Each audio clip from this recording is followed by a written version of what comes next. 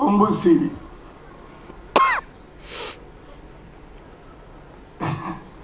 பொன்ராம் அவர்கள் இயக்கியிருக்கிறார். கேப்டனின் வாரிசு.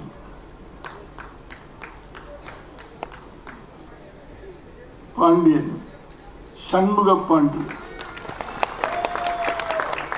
பாண்டி நாட்டு சிங்கம்,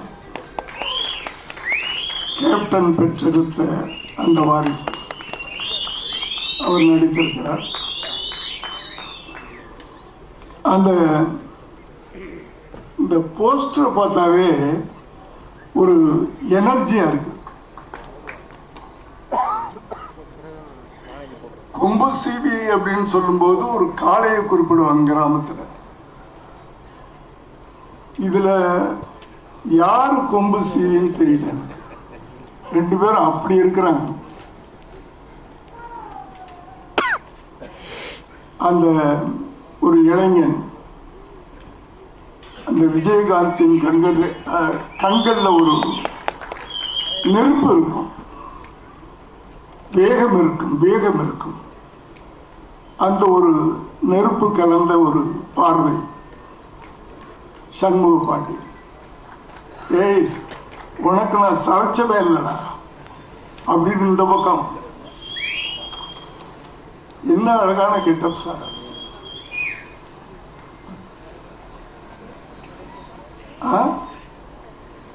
சொல்லுவாங்க வயசானாலும் நான் கொம்பு சீவன சிங்கம்டா அப்படின்ட்டு. கொம்பு சீவன காலடா அப்படி அந்த அந்த போஸ்டரே இந்த படத்தினுடைய வீரத்தை காட்டுகிறது. அந்த டைட்டில் பார்த்தீங்கன்னா நம்ம தமிழ்நாட்டுடைய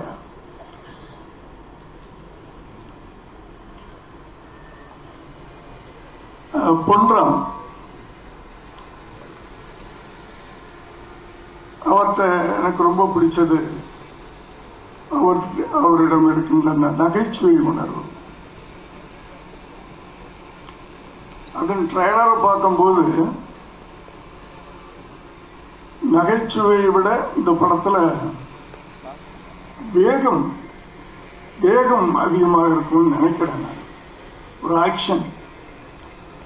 ஏன்னா இன்னைக்கு ஜெனரேஷன் இன்றைய தலைமுறை அதைத்தான் ரசிக்கிறார்கள் என்று தெரிந்து கொண்டு ஒரு வேகமான ஒரு திரைப்படத்தை கொடுத்திருக்கிறார். அவருடைய ஒவ்வொரு படமும் வெற்றியடைய வேண்டும் என்று நான் அவரை வாழ்த்துவேன். ஏனென்றால் என் பிள்ளைகளில் ஒரு பிள்ளை. அதை போல இந்த படம் என்ன இளைஞர், அவர் ஒரு இளைஞர் ஹீரோ, ஒரு இளைஞர். அவரோடு போட்டி போட்டு நடித்துக் கொண்டிருக்கின்ற சரத் சார் ஒரு இளைஞர். தன் கையை தூக்கிட்டார். இந்த படத்திற்கு இசையமைத்திருக்கின்ற இசைஞானியின் வாரிசு அவர் ஒரு இளைஞர். இப்படி இளைஞர்கள் புதிதாக இல்லை, புதிய வேகத்தோடு வந்திருக்கிறார்கள். ஒரு சரித்திரம் இருக்கிறது. அது உலகத்திலே உண்டான ஒரு சரித்திரம். மாற்றம் என்பது மட்டும் மாறாதது. அது எல்லா துறையிலையும் உண்டு. சமூகத்திலும் சரி, அரசியலிலும் சரி, திரையுலகத்திலும் சரி. எனக்கு தெரிஞ்ச ஒரு காலத்தில் திரையுலகத்தில் பார்த்துக்கிட்டீங்கன்னா எம்.கே. தியாகராஜ பாகவதர், பி. சின்னப்பா அப்படின்லாம் கேள்விப்பட்டிருக்கோம். அவங்க படங்கள்லாம் நம்ம பார்த்ததில்லை. அது அவர்கள் ஆண்ட ஒரு திரையுலகம். அதற்கு பிறகு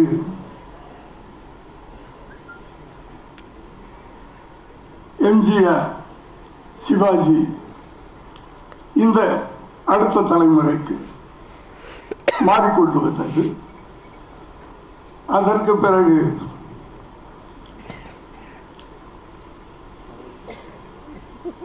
ரஜினி, கமல்,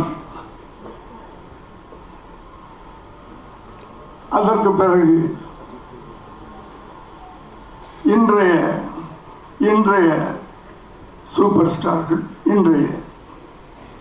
இப்படி இந்த மாற்றங்களை யாராலும் மாற்ற முடியாது. அது காலத்தின் கட்டாயம். ஆகவே இந்த மாற்றத்துக்குரிய இளைஞர்கள் வெற்றி பெற வேண்டும். ஏனென்றால் இந்த இளைஞர்களும் சரி, தமிழ்நாட்டில் இருக்கின்ற மக்களும் சரி, ஒரு மாற்றத்தை விரும்பிக் கொண்டிருக்கிறார்கள். அந்த மாற்றம் இந்த திரைப்படத்திலும் நிகழ வேண்டும் என்று வாழ்த்தி விடைபெறுகிறேன். நன்றி, வணக்கம்.